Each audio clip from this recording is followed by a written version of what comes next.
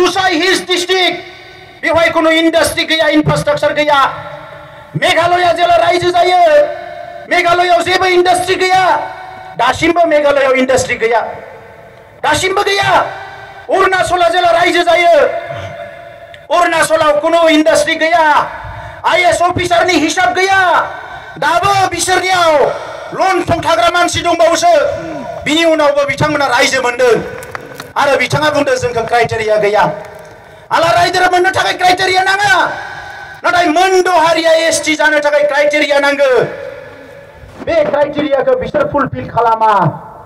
बेखौ फुलफिल खालामा दा दिनै साननांगौ जादों मानगोनां रायजोफोर जोंनि बर' फिसाफ्रानो बिथांमोनखौ 10 बोसोर 15 बोसोर सासनाव दोनबाय आरो बिनि उनाव जोंखौ दिनै बिथांमोना धंस खालामनायनि षड़यन्त्र खालामबाय रायजो राजा नोंथांमोन डिसिसन ला आरो आं दिनै एबसुनि आफादगिरि हिसाबै जुदि सोरबा सानदोंबा बिथांमोननि राजखान्थि गादिखौ सेनो नागिरदों बिथांमोना बुंनो नागिरो पलिटिक्स खालामनो नागिरदों आं दिनैबो रौतानिफ्राय गेवलां फोथारनिफ्राय अपेनलि बुंगोन खुनु दिन बिथांमोननि गादिखौ सेनो थाखाय जों सोमावसाराखै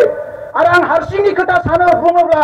आं खुनु दिन एमएलए एमपि बिटिसिनि चिफ इएनजिएम मेम्बार जानो थाखाय आं सोमावसाराखै जेब्लासिम बड'लेण्ड मोना अब्लासिम सोमावसारबाय थागोन बर'फोरखौ जेब्लासिम थगायनो नागिरो गावनिनो जाथों मालायनिनो जाथों बै समाव राजा लामायाव ओंखारगोन खुनु दिन जोङो बिथांमोननि बायदि थगायनाय नङा दानि सासे दैदेनगिरिया बुंदों सिलाइ लानानै ओंखारदोंमोन सिलाइ गुलिखौ खुगायाव अरनानै समाय लादोंमोन जेब्लासिम बड'लेण्ड मोना जों सोमावसारगोन बहा थांखो बेलाय बहा थांखो बोरै बावनो हाखो 15 बोसोर सिगाङाव गावसोरनि लोगोफ्रा नायगार गावथार जानायखौ बोरै बावनो हाखो गावसोरनि लोगो असे लोगोफोरनि दिनै बिसिफ्रा रान्दि जानानै दङ फिसा थालांबाय बिसिनिया गोबां फिसाफोर दिनै बर'नि संग्रामा जोबाखै 60-70 जन जेलाव दङ माखासेया हाग्रायाव दङ माखासेया डिजिगनेटेड केम्पआव दङ आरो माखासेया दिनै ओंखाम दै गैया बे माइ दुब्लियाव होख्रावबाय थादों बर'फोरनि सोमावसारनाया जोबाखै रायजोफोर आरो बिखिनि समाव सोरबा गावहा रां रुपा खामायनो हानानै न' बां लुनो हानानै गावसोरनि गथ'फोरखौ मोजाङै लेखा फरायहोनो हानानै जुदि सानदोंबा बर'नि सोमावसारनाया जोब्बाय बेनिख्रुइ गिदिर गोरोन्थि आरो जेबो जानाय नङा रायजोफोर बेनिख्रुइ जेबो गोरोन्थि जानाय नङा दा नङायनो रायजोफोर आं खावलायगोन बे सोमावसारनाया आंनि नङा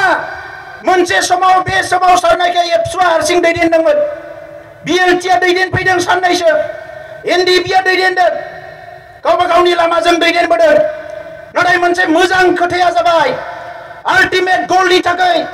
आल्टिमेट एचिभमेन्टनि थाखाय जोबथा मोनसे फिथाइ थायहोनो थाखाय दिनै एनडिपि एबसु